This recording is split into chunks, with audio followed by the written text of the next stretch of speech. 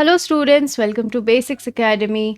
मेरा नाम है सिमरन गुप्ता और आज मैं आपके लिए बहुत ही स्पेशल सा लेसन लेकर आई हूँ। वैसे तो हम इंग्लिश लैंग्वेज पढ़ते ही है, ग्रामर सीखते ही है, लेकिन वो बहुत ही बोरिंग सा हो जाता है, राइट? ऐसा लगता है कि हम कितना पढ़ने वाले हैं, हमारे बोर्ड एग्ज़ाम भी आ रहे हैं, कितना पढ़ना पड़ता है। तो आज हम पढ़ाई वढ़ाई नहीं करते हैं, चलिए आज हम एक गेम से शुरू करते हैं, ठीक है? हमारे लेसन को एकदम प्रॉपर गेम। तो इस गेम में करना क्या है? इस गेम में मैं आपको कुछ क्वेश्चंस पूछूंगी जो कि है डूइंग वर्ड्स, मीन्स वर्ब, ठीक है? ये भी ग्रामर का ही पार्ट है। वर्ड्स मैं आपको पूछूंगी और आपको इनकी कोई और फॉर्म बतानी है, कोई और फॉर्म यानी कोई और मीनिंग वाली वर्ड्स बतानी है। जी नहीं, मैं सिनोनिम्स की बात नहीं कर रही हूँ। तो इसी बात पे क्या मैं आपको बता दूं कि क्या क्या रेस्ट्रिक्शंस है इस गेम के। आप सिनोनिम्स नहीं यूज़ कर सकते हैं, ठीक है? दूसरी बात, आप हिंदी में मीनिंग मुझे नहीं बता सकते हैं और आप कोई भी नेगेटिव एंटोनिम्स यानी ऑपोजिट वर्ड नहीं यूज़ कर सकते इसके लिए, ठीक है? लेकिन आपको आंसर करना है, ठीक है? आप सोच कर बताना, ठीक है? रेडी? तो हमारा जो पहला क्वेश्चन है वो होने वाला है रिड्यूस। क्या हम रिड्यूस को एक नेटिव स्पीकर की तरह कोई और फॉर्म में बोल सकते हैं? सोचिए सोचिए, है क्या ऐसा पॉसिबल? ओके, चलिए मैं आपको थोड़ा वक्त देती हूँ सोचने के लिए। नहीं समझ आ रहा है? ठीक है, चलिए थोड़ा और इजी देती हूँ।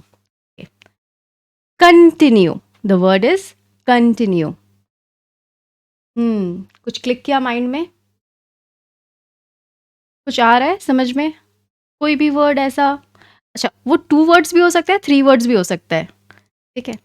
बट हाँ, वो नेटिव स्पीकर ज़्यादा फॉलो करते हैं उस फॉर्म को। सोच कर देखिए, शायद आपके सिलेबस का ये हिस्सा रहा हो। जी हाँ। ओके, एक और वर्ड मैं देती हूँ। वैसे ये ना एक चैप्टर का टाइटल भी है, ठीक है? डाई। डाई को आप 2 या 3 वर्ड्स में बोल सकते हैं। Yes, it is pass away. Your chapter 3, the passing away of Bapu from bliss book, absolutely correct. वैसे इन वर्ड्स को हम बोलते क्या है? Can you guess? ये तो वैसे वर्ब्स है, लेकिन किस तरह के वर्ब्स है? इसका पूरा नाम क्या हो सकता है? गेस कीजिए वापस से। जी हाँ, आज हम पढ़ने वाले हैं फ्रेजल वर्ब्स। तो our today's topic is phrasal verb. ये जो फ्रेजल वर्ब है, ये 2 वर्ड से बना हुआ है। देखिए, पहला है फ्रेज, दूसरा है वर्ब्स। फ्रेज यानी ग्रुप ऑफ वर्ड्स जो कंप्लीट सेंस नहीं बनाते हैं सेंटेंस की तरह, जिसमें ना कोई सब्जेक्ट होता है ना कोई प्रेडिकेट होता है, जस्ट एक मीनिंग फॉर्म होती है, ठीक है? कुछ ग्रुप ऑफ वर्ड्स होते हैं, जैसे ऑन द कॉर्नर, ठीक है, इन फ्रंट ऑफ, इस तरह से। और वर्ब्स क्या होती है वो तो आपको ऑलरेडी पता है, एक्शन वर्ड्स या डूइंग वर्ड्स। इन्हें हम फ्रेजल वर्ब बोलते हैं, राइट? तो हमारा जो टॉपिक है, आइए हम समझते हैं ये फ्रेजल वर्ब फॉर्म कैसे होता है या फिर डेफिनेशन क्या है फ्रेजल वर्ब की। तो फ्रेजल वर्ब की जो डेफिनेशन है वो कहती है, अ phrasal verb is a verb combined with a preposition or verb or both creating a meaning different from the original verb। यानी ये जो फ्रेजल वर्ब है ना, बिल्कुल आपकी KFC के कॉम्बो पैक की तरह है, ठीक है? राइट। तो इसमें कंबाइन क्या होता है? इसमें एक वर्ब रहता है, ठीक है? हमारा मेन फूड आइटम जैसे एक रहता है burger, right? Main food item, वैसे हमारा वर्ब रहता है। वर्ब के संग हम किसको कंबाइन कर रहे हैं? प्रीपोजिशन को कंबाइन करते हैं, या फिर एडवर्ब को हम कंबाइन करते हैं, या फिर दोनों को ही कंबाइन करके एक फ्रेजल वर्ब बनाते हैं। और जब हम फ्रेजल वर्ब बनाते हैं, इससे एक डिफरेंट मीनिंग निकल कर आती है उस वर्ब की, ठीक है? उसके ओरिजिनल मीनिंग से हटकर एक दूसरा मीनिंग हो जाता है, ठीक है? फॉर एग्जाम्पल, मैं आपको एग्जाम्पल देना चाहूंगी, जैसे गिव अप, ठीक है? गिव अप का मतलब क्या होता है? क्विट। गिव अप एक फ्रेजल वर्ब है, इसका मीनिंग बन रहा है quit, versus give only a verb जिसका मतलब होता है हैंड ओवर, किसी को देना, राइट? कुछ पास कर रहे हैं आप, ठीक है? Give a letter, alright, give me food, so give, hand over. तो ये है आपका definition and meaning of phrasal verb, या फिर आप कह सकते हैं फ्रेजल वर्ब फॉर्म कैसे होता है, हमने ये समझा है यहां पर। Now moving on to the types of phrasal verbs. अगर हम किसी चीज़ को पढ़ रहे हैं तो उसकी जानकारी होनी चाहिए, राइट? क्योंकि हमें उसे सेंटेंस में भी यूज़ करना है समझकर। भले ये कम मार्क्स का है लेकिन आप सेटिस्फाइड तो होंगे। वो 1 मार्क्स भी बहुत इंपॉर्टेंट होता है जब आपका पासिंग मार्क्स लाने की बारी होती है, राइट? अगर मान लीजिए 39 आ गया और 40 में पासिंग मार्क्स है, 1 मार्क्स तो तब बहुत ज़रूरी होता है। So we cannot miss even 1 marks.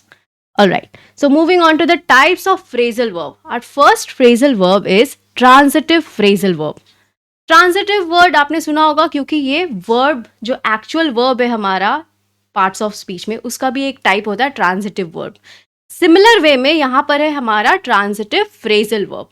इसमें क्या होता है, मैंने बहुत ही शॉर्ट में लिखा है ताकि आपके ध्यान में रहे, क्योंकि ये सिलेबस का पार्ट वैसे नहीं है, जस्ट फॉर इन्फॉर्मेशन है। तो रिक्वायर एन ऑब्जेक्ट, आपको एक ऑब्जेक्ट की रिक्वायरमेंट होती है जब आप ट्रांजिटिव फ्रेजल वर्ब अपने सेंटेंस में यूज कर रहे होते हैं। For example, turn off the light. अगर आपसे बोलेंगे टर्न ऑफ, क्या टर्न ऑफ भाई, करना क्या है, राइट? समझ नहीं आएगा बिल्कुल। Next is intransitive phrasal verb. Intransitive भी आपका जो actual part of speech verb है उसका ये सेकेंड टाइप होता है। सो सिमिलर वे में हमारे फ्रेजल वर्ब में भी इंट्रांजिटिव फ्रेजल वर्ब आ रहा है एक टाइप। इसका मतलब क्या है, where we do not require any object in our sentence, ताकि हम उसकी मीनिंग को कंप्लीट कर सके, हमें कोई ऑब्जेक्ट का सहारा नहीं चाहिए। For example, the car broke down. The car broke down, car खराब हो गई, ठीक है। अब इसके के लिए क्या ऑब्जेक्ट चाहिए, कोई ऑब्जेक्ट की जरूरत नहीं है। सिर्फ अगर कार ब्रोक डाउन भी हम बोलेंगे तो हमें समझ आ रहा है कि कार खराब हो गई है, गाड़ी खराब हो गई है। नेक्स्ट, ये जो टाइप है ये थोड़ा सा यूनिक है, हटकर है, ठीक है। शायद आप ये पहली बार भी सुन रहे होंगे। Separable phrasal verb. Separable word जो है मतलब होता है सेपरेट करना, ठीक है। सेपरेबल, जो सेपरेट कर सकते हैं, जिसको हम अलग अलग लिख सकते हैं। अब ये अलग अलग कैसे लिखने की बारी है, देखते हैं, चलिए। The object can come between the verb and the participle। तो वर्ब के संग हम जो पार्टिसिपल यूज करें, पार्टिसिपल का मतलब याद करिए, मैंने बोला था वर्ब के संग हम प्रेपोजिशन और एडवर्ब को कंबाइन करके बनाते हैं फ्रेजल वर्ब। तो उसी वाले हिस्से को हम पार्टिसिपल कह रहे हैं यहाँ पे। जैसे कि आपका सेंटेंस है पिक अप द फोन, ठीक है। यहाँ पे मैंने पिक अप दोनों साथ में लिखा है जो कि हमारा फ्रेजल वर्ब है। इसे हम इस तरह भी लिख सकते हैं, पिक द फोन अप। ये देखिए, पिक और अप को मैंने सेपरेट कर दिया है, बीच में मैंने ऑब्जेक्ट को लिखा है, क्योंकि ये एक सेपरेबल फ्रेजल वर्ब है और हम इसे तोड़कर भी लिख सकते हैं, बीच में ऑब्जेक्ट को भी हम इंक्लूड कर सकते हैं। ऑलराइट, ऐसे लिखने से आपकी मार्क्स नहीं कटेगी, ठीक है, ये पॉसिबिलिटी है यहाँ पर। Next is inseparable phrasal verb. अब क्या है इनसेपरेबल, जिसे हम तोड़ नहीं सकते, राइट? जैसे आपकी फ्रेंडशिप, ठीक है, वो टूट नहीं सकती है, भले वो अगर दुश्मन निकल जाए या फिर double faced, alright. In case the inseparable phrasal verb, the object cannot separate the verb and the participle। यहाँ पर जैसे सेंटेंस है लुक आफ्टर द बेबी, तो लुक द बेबी आफ्टर तो हम ऐसे लिख नहीं सकते क्योंकि ये कोई सेंस नहीं बन रहा है।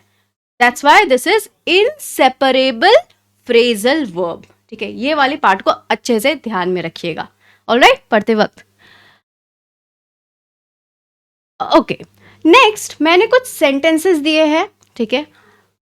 जैसे she turn down the job offer. यहाँ पे फ्रेजल वर्ब कहाँ है, yes, the bold one, turn down. Turn down मतलब रिफ्यूज करना, है ना, डिनाई कर देना, मना कर देना। Next, we can use in our sentence the phrasal verb like look into. We should look into the problem. Look into मतलब क्या होता है, इसकी एक्चुअल मीनिंग होती है इन्वेस्टिगेट, यानी रिसर्च करना, ठीक है, जांच करना। Then number 3 is can you put up with the noise. अब ये put up with the noise का क्या मतलब हो रहा है, टॉलरेट, ठीक है। क्या आप थोड़ा सा बर्दाश्त करेंगे, क्या आप थोड़ा सा एडजस्ट करेंगे खुद को इस नॉइज के साथ, इस आवाज के साथ। Then next one is the plane took off on time. The plane took off जो हमारा है ये फ्रेजल वर्ब है, took off on time. Took off का मतलब होता है डिपार्ट, ठीक है, अपनी सफर हम शुरू कर रहे हैं तो डिपार्ट करना, ऑलराइट। तो इस तरह से हम अपने सेंटेंसेस में फ्रेजल वर्ब को यूज कर सकते हैं। नाउ अब बारी है, आप फ्रेजल वर्ब अगर पढ़ते हैं तो कैसे पढ़िएगा। आपके माइंड में जरूर ऐसा है कि भाई हमें रटना ही पड़ेगा और तो कोई उपाय है नहीं, है ना। जो भी हम ग्रामर बुक फॉलो करें वहां हम देख रहे हैं सेट एक वर्ब है उसका पूरा लिस्ट डाउन किया हुआ है phrasal verb with meaning and sentence. फिर जैसे गिव एक वर्ड है, वर्ब है, उससे फ्रेजल वर्ब बना करके हमारे ग्रामर बुक में दी हुई है पूरी लिस्ट, साथ में मीनिंग है और सेंटेंसेस है। तो इस तरह से क्या रट के हम काम चला सकते हैं? बिल्कुल नहीं चला सकते हम इस तरह से काम। अगर आपको मान लीजिए बचपन से सिर्फ एप्पल, कैट, बॉल पढ़ा दिया जाता और आपको ये नहीं बताया जाता कि इसे हम इस फ्रूट को एप्पल बोलते हैं, या फिर the Apple is red, Apple को हम इस तरह से सेंटेंस में यूज करते हैं, क्या आप कभी यूज कर पाते? क्या आप कभी सेंटेंसेस में बात कर पाते? सबसे बड़ी बात, जी हाँ। तो हमें करना क्या है? हमें एक्चुअली में सीखना है कि हम इसे सेंटेंस में अगर यूज करेंगे तो कैसे चेक करेंगे कि मैंने सही लिखा है या गलत लिखा है, क्योंकि हम तो सिर्फ मगअप करके जा रहे हैं, एक्चुअल यूज तो हमने सीखा नहीं। ओके या फिर आप अगर टेस्ट पेपर सॉल्व करें तब जाके थोड़ा बहुत आइडिया हो रहा है कि अच्छा यहाँ पर ये आंसर होगा, फिर भी आपको बहुत प्रेशर देना हो रहा है अपने माइंड पर ताकि आपको आंसर याद आए एग्जामिनेशन हॉल में। तो फिर यहाँ है एक ट्रिक जिससे आप फ्रेजल वर्ब को अच्छे से यूज कर सकते हैं सेंटेंस में, ठीक है, और अपने एग्जामिनेशन हॉल में बिना कंफ्यूजन के अच्छे से फ्रेजल वर्ब वाली पार्ट में आंसर कर सकते हैं। तो ये टेक्निक क्या है? तो जब भी आप पढ़ाई कर रहे हो ऑब्वियसली आपको रटना तो पड़ेगा ही फ्रेजल वर्ब, लेकिन इसे यूज कैसे करना है? तो यहाँ पर आप अपने फ्रेजल वर्ब को कॉमन थीम ग्रुप्स में डिवाइड कर ले सकते हैं, ठीक है। Common theme groups in the sense जैसे आपने प्रेपोजिशन पढ़ा है, प्रेपोजिशन टाइम के लिए कौन सा प्रेपोजिशन यूज होता है ना, डायरेक्शन के लिए कौन सा प्रेपोजिशन यूज होता है, राइट। सिमिलर वे में आप फ्रेजल वर्ब को भी डिवाइड कर ले सकते हैं थीम ग्रुप्स में। फॉर एग्जाम्पल देखिए मैंने अपना फर्स्ट थीम ग्रुप का नाम क्या रखा है? ट्रैवल एंड मूवमेंट, ठीक है। तो ट्रैवल के लिए या मूवमेंट के लिए कौन कौन से फ्रेजल वर्ब होते हैं? अब अगर आप क्वेश्चन देख रहे हैं अपने एग्जामिनेशन हॉल में और क्वेश्चन को देखकर वहाँ पे एक सेंटेंस होगा, ज़रूर से आपको फिल इन द ब्लैंक्स करने के लिए कहा जाएगा, है ना, या पार्ट्स ऑफ स्पीच बदलने के लिए कहा जाएगा।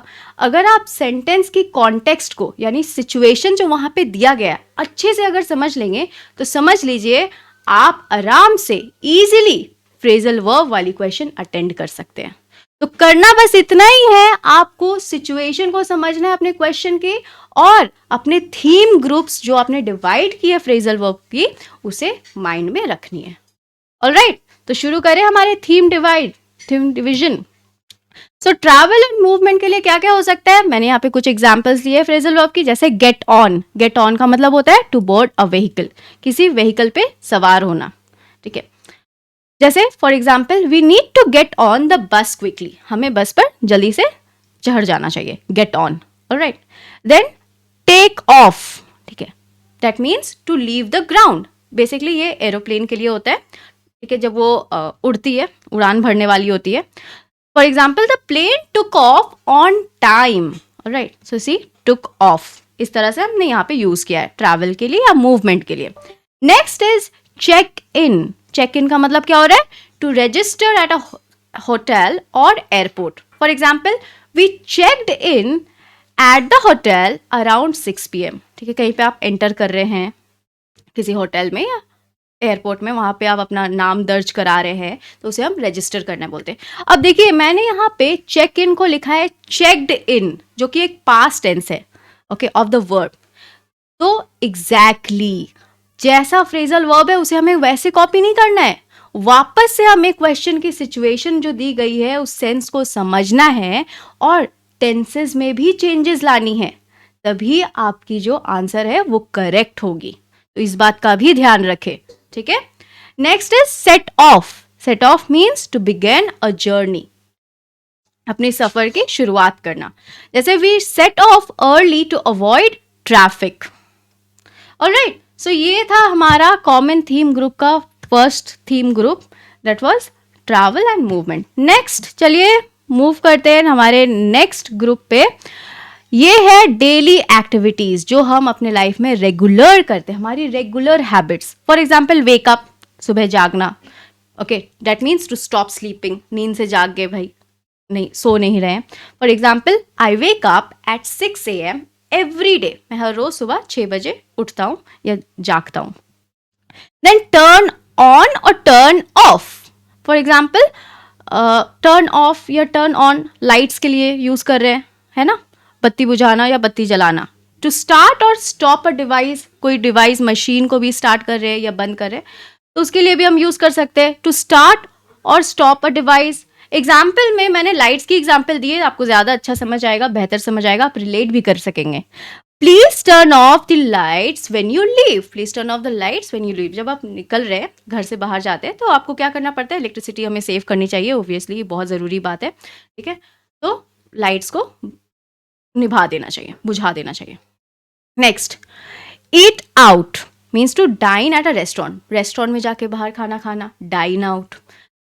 जैसे सेंटेंस में कैसे यूज करेंगे, we decided to eat out instead of cooking. Okay, खाना नहीं बनाकर हमने डिसाइड किया कि हम आज बाहर खाना खाएंगे। ऑलराइट, सो हम आज डाइन आउट पे जा रहे हैं, है ना, eat out. Alright, then comes pick up. Pick up बहुत ही कॉमन सा चीज़ है, ठीक है, कॉमन सा फ्रेजल वर्ब है जो हम रोजाना यूज कर रहे हैं अपने सेंटेंसेस में। ऑलराइट, कॉन्शियसली सोच समझ के या बिना सोचे समझ, अनकॉन्शियसली। जैसे टू कलेक्ट समथिंग और समवन, ठीक है, किसी को पिकअप करने जा रहा हूँ, है ना, उसे वापस घर लाने जा रहा हूँ, इट मीन्स। तो can you pick up the kids from school, क्या आप बच्चों को ले आएंगे स्कूल से, पिकअप कर लेंगे उनको। Alright, so pick up is another phrasal verb और daily activities. Now next we have work and studies, हमारे काम से संबंधित या हमारे पढ़ाई से रिलेटेड। ओके, जैसे catch up. Catch up means to reach the same standard as others, ठीक है, दूसरों की स्टैंडर्ड जो है आपके क्लास में, आपके वर्क लेवल पे, उनके स्टैंडर्ड्स को मैच करना। For example, I need to catch up on my homework, मुझे अपना होमवर्क करना पड़ेगा, है ना, क्योंकि सब करके ला रहे हैं भाई, तो मैं क्यों नहीं करके जाऊँ। ऑलराइट, मुझे भी तो अच्छे मार्क्स चाहिए, मुझे भी तो अच्छा स्टूडेंट बनना है ना। Next comes look into. Look into का मतलब होता है टू इन्वेस्टिगेट, जांच करना, ठीक है। जैसे the manager will look into the issue, जो हमारे मैनेजर है वो इस इशू को चेक करेंगे, सर्च करेंगे, जांच करेंगे इस issue. Issue means problem. Alright, then comes hand in. Hand in का मतलब होता है सबमिट करना। ओके, जैसे you must hand in the assignment by Friday, Friday तक आपको अपनी असाइनमेंट हैंड इन करनी, यानी सबमिट करनी, जमा करना है। Then comes take on. Take on means to accept responsibility, किसी जिम्मेदारी को accept करना। Okay. She took on the role of project leader. उसने कौन सी जिम्मेदारी ली है, प्रोजेक्ट लीडर की। Okay. So she took on. Took on is our another work related or work theme phrasal verb. All right. So understood till here. Next हमारा जो theme है वो है इमोशंस और रिएक्शन से रिलेटेड। जैसे काम डाउन, जी ये गाना नहीं है, ठीक है, फ्रेजल वर्ब है, calm down. Okay, to become relaxed, relaxed हो जाना, शांत हो जाना। She told me to calm down before explaining, ठीक है। सो हमारा यहाँ फ्रेजल वर्ब क्या है, calm down. Next is cheer up. Cheer up means to become happy, खुश हो जाना। Okay, he tried to cheer up his friend after the loss. So here the phrasal verb is cheered up. Next is break down. Break down मतलब to become very upset, बहुत ही upset हो जाना। जी हाँ, ये आपके इंस्टाग्राम वाला break down है, absolutely. Okay, like she broke down after hearing the news. Okay. Next is get over. Get over means to recover from something. किसी चीज से उभर कर आना, ठीक है, अपने दुख से उभर कर आना, get over. It took her weeks to get over the flu, so the phrasal verb is get over for emotions and reaction. Next हमारा थीम ग्रुप है relationships and communication. Okay, relationships and communication. Okay, so this is not only the relationship which you are thinking about, but ये relation किसी के साथ भी हो सकता है, मम्मी पापा दोस्त, okay, भाई बहन। नेक्स्ट गेट अलोंग, ठीक है, हमारा एक रिलेशनशिप फ्रेजल वर्ब है, means to have a good relationship, अच्छे रिश्ते होने, ठीक है। They get along well despite their differences, so the phrasal verb over here is get along. Breakup, breakup is also a phrasal verb, absolutely, means to end a relationship, किसी से अपनी रिश्ता खत्म करना या रिश्तेदारी खत्म करना। They decided to break up after 2 years. So the phrasal verb over here is break up. Next, catch up with. Okay, sorry, catch up with means to talk to someone after a long time. किसी से बहुत दिनों बाद मिलना. I love catching up with old friends. मुझे पुराने दोस्तों से मिलना बहुत अच्छा लगता है. Catching up with old friends. Put up with means to tolerate. ठीक है, बर्दाश्त करना, सहन करना. I can't put up with this noise anymore. So put up with is a common communication phrasal verb over here. All right. Our next theme group is going to be household task. Household task मतलब जो आप घर में काम करते हैं, household task. जैसे clean up, ठीक है, clean up the place, to tidy a place, सफाई करनी. You should clean up your room. हमारी मम्मियाँ बहुत कहती रहती है. Very common phrase, right? Very common phrasal verb actually, clean up. ठीक है. Put away. Put away मतलब to store something in its place. किसी चीज़ को वापस उसकी जगह में रख देना. ये भी हमारी मम्मियाँ कहती रहती है. Please put away your toys after playing. Please put away your shoes. Okay. After you come from outside. Then throw out. Throw out मतलब किसी चीज़ को फेंक देना, dispose कर देना. To dispose of something. We need to throw out the old newspaper. है ना. हमें old newspaper को dispose कर देना चाहिए. फेंक देना चाहिए कूड़े में. तो थ्रो आउट. या फिर आप रिसाइकल भी कर सकते हैं. जैसे 3 R's है हमारे, recycle, reduce, reuse, right. Then comes take out. Take out means to remove something. Could you take out the trash. क्या आप कूड़ा बाहर जाकर फेंकाएंगे.